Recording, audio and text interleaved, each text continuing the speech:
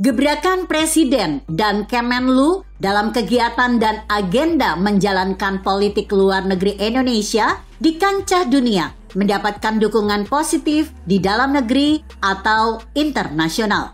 Perjalanan safari politik Jokowi di berbagai negara dan kawasan menjadikan isu-isu pembicaraan perdamaian dan ekonomi sangat menarik dan telah mencuri perhatian dunia dan masyarakat internasional.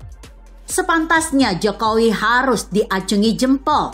Setelah banyak menyita perhatian dunia dalam lawatan misi perdamaian untuk Rusia dan Ukraina, Jokowi kembali melakukan manuver agenda politik di kawasan Asia Timur. Ketiga negara dalam rumpun Asia, Cina, Jepang, dan Korea Selatan ini menjadi prioritas selanjutnya untuk dikunjungi Presiden Jokowi. Agenda kunjungan ketiga negara tersebut akan dilangsungkan selama 5 hari kerja dari tanggal 25 hingga 30 Juli 2022.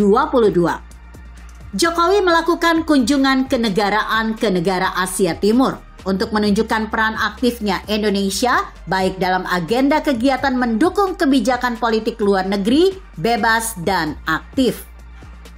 Indonesia ingin memberikan petunjuk peranan Indonesia kancah politik dan ekonomi dunia sangat agresif. Cina menjadi negara pertama yang dikunjungi Presiden Jokowi dalam lawatan di Asia Timur, dilanjutkan ke Jepang dan berakhir di Korea Selatan.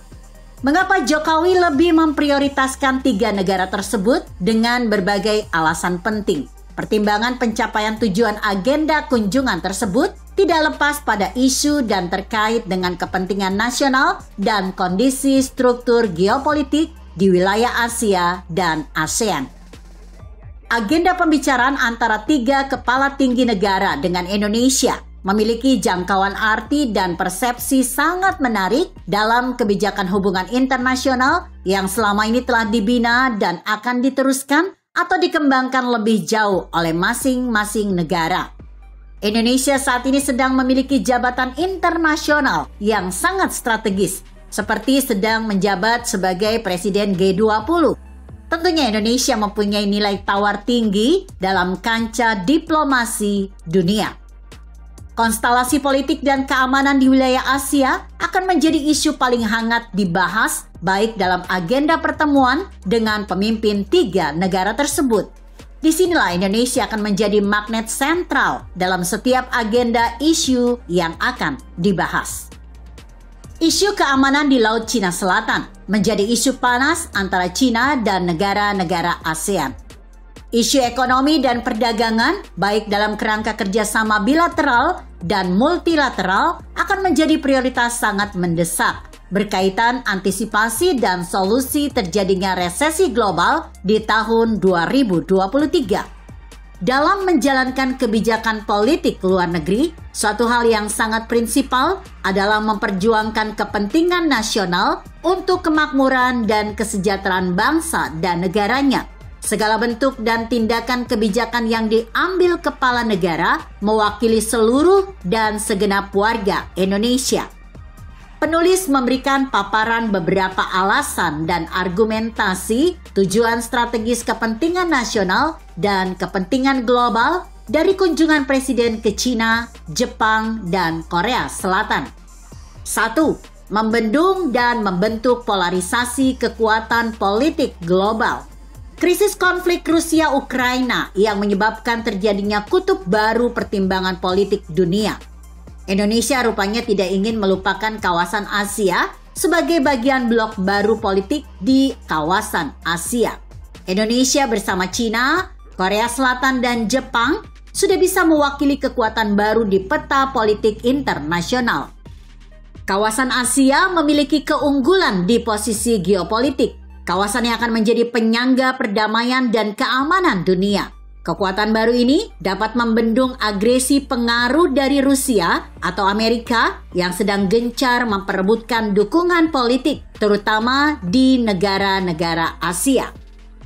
2. Melakukan kerjasama ekonomi kawasan.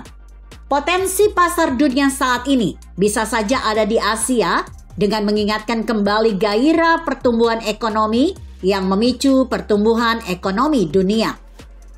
Indonesia Jepang, dan Cina, serta Korea Selatan mempunyai basil keunggulan kompetitif dan keunggulan komparatif yang berbeda, sehingga ketiga negara ini akan saling melengkapi dalam transaksi perdagangan di kawasan Asia.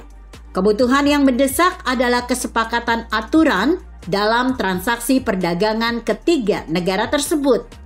Dalam antisipasi krisis ekonomi dan energi, dibutuhkan fakta kerjasama keamanan energi dan pangan. Hubungan ekonomi kawasan juga harus menjadi isu utama, terutama menyangkut isu hambatan dan blok perdagangan kawasan. 3. Menjamin hubungan kultural negara Asia. Rumpun manusia terbesar di dunia saat ini ada di belahan dunia Asia.